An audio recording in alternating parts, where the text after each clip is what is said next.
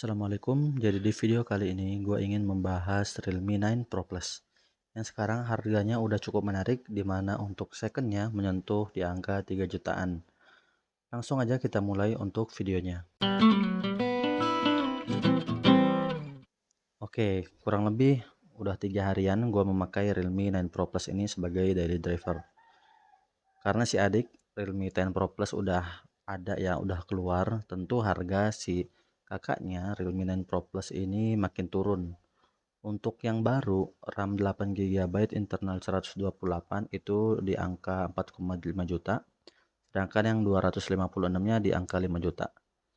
Yang menariknya ialah untuk harga secondnya udah menyentuh di angka 3,5 jutaan untuk yang batangan, dan untuk yang full set itu kurang lebih di 3,7 sampai 3,9 jutaan.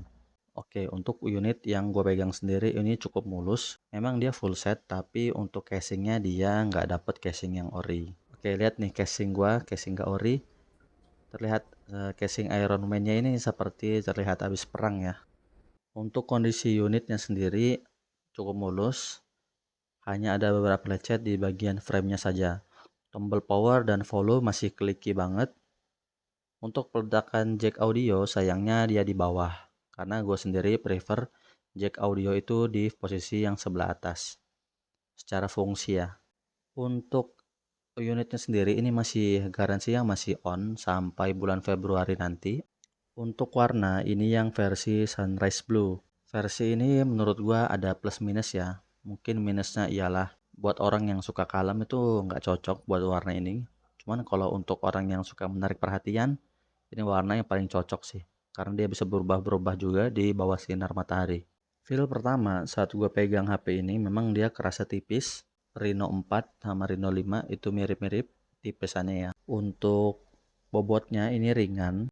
Jadi setelah booting langsung gue reset ke setelan pabrik. Dan saat setting-setting dan gue cek di tentang ponsel, ternyata si Realme 9 Pro Plus ini sudah dapat update ke Android 13. Dan versi Realme-nya ini Realme UI 4.0. Yang gue notice ialah RAM expansion yang sekarang bisa sampai 8 GB, yang awalnya hanya 5 GB.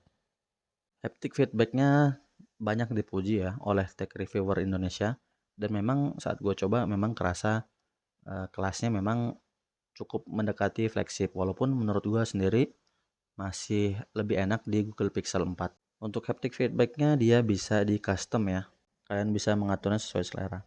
Dari layar ini sudah memakai panel Super AMOLED, jadi fingerprint pun ada di dalam layar.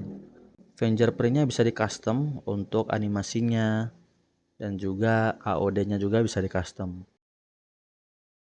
Untuk kecepatan fingerprintnya dia cukup cepat dan juga akurat. Untuk spek lainnya singkatnya seperti ini. Yang bikin gue tertarik tentu aja di sektor kameranya. Jadi di kamera utamanya sensornya menggunakan Sony IMX766, di mana sensor ini banyak dipakai di HP-HP flagship ya, seperti Asus Zenfone 9, Realme GT Neo 2, habis itu ada Oppo Find X5 Pro, ada juga dari Xiaomi itu Xiaomi 12. Jadi banyak memang HP flagship yang memakai sensor Sony IMX766. Jadi di sini gua menggunakan S20 FE sebagai comparison ya. Jadi sebagai HP yang kita bisa compare juga. Jadi untuk kamera utamanya dia masih bisa bersaing banget ya dengan si Samsung S20 FE. Kecuali di lensa tele ya dia kalah karena digital zoom lawan optical.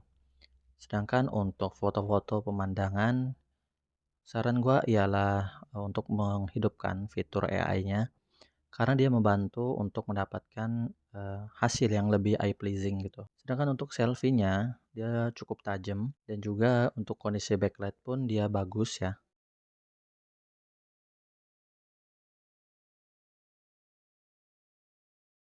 Kita beralih ke sektor video, di mana Realme 9 Pro Plus ini mentok di 4K 30 fps untuk lensa belakang.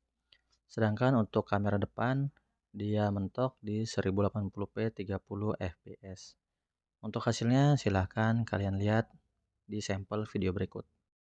Oke, jadi ini kamera ultrawide dari Realme 9 Pro Plus Full HD 30 fps, maksimalnya segitu ya, apa yang diharapkan dari 8 megapiksel ya. Sebetulnya ini lensa kalau 8 megapiksel itu kurang sih, kurang detail. Oke, jadi ini perekaman Full HD 60 fps di Realme 9 Pro Plus. Kualitas mikrofonnya silahkan dinilai ya. Untuk stabilnya cukup stabil. Untuk tes fokus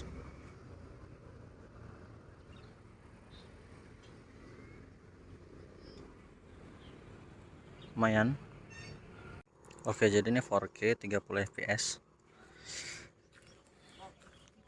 Untuk kestabilannya kurang ya.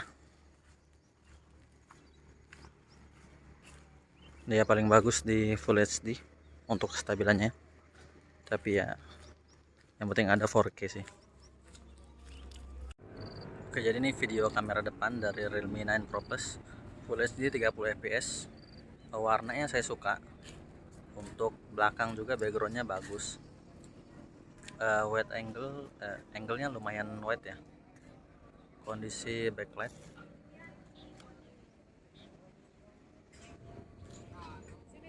untuk kualitasnya ya silahkan kalian nilai sendiri. Kita lanjut ke sektor baterai. Kapasitasnya 4500 mAh. Ini kapasitas yang menurut gua standar ya, cukup ke standar lah. Jadi nggak terlalu besar, nggak juga terlalu kecil. Ini baterai yang pas untuk si HP setipis inilah. Jadi untuk performa baterai masih dibilang cukup bagus. Untuk performa gamingnya juga baterainya nggak terlalu boros. Gua pakai Mobile Legend. Untuk SOT yang gua dapat masih cukup bagus di angka 4 jaman. Untuk pengisian dayanya dengan menggunakan 60 watt dari charger orinya, dia makan waktu yang cukup singkat nih. Sedangkan untuk sektor performa di mana menggunakan chipset dari MediaTek yaitu 920 5G. Jadi dia memang chipset ini kalah pamor ya dibandingkan Snapdragon 778. Menurut gua bukan dari sektor performanya dia kalah pamor, sedangkan dari sektor kompatibilitasnya di mana Snapdragon itu lebih luas ya. Jadi beberapa game memang lebih kebuka di Snapdragon 778. Sedangkan di MediaTek 920 ini beberapa game terbatas untuk settingannya. Sedangkan untuk performanya dia masih bagus. Bermain Mobile Legend harus diaktifin mode pro gamernya biar nggak ada namanya frame drop. Karena kalau diatur ke settingan balance di mana itu sesekali ada frame dropnya. Oke, jadi sekian aja review dari gua. Untuk pemakaian belum nyampe seminggu sih. Tapi ini menurut gua sangat impresif ya. Segala hal yang gua butuhin HP ini cukup. Selain dari kamera utama, menurut gua sektor videonya itu biasa aja ya. Seperti ultrawide dan makronya ya biasa aja. Sekian aja review singkatnya. Gua Iqbal dari Recotech. Sampai jumpa lagi di video selanjutnya.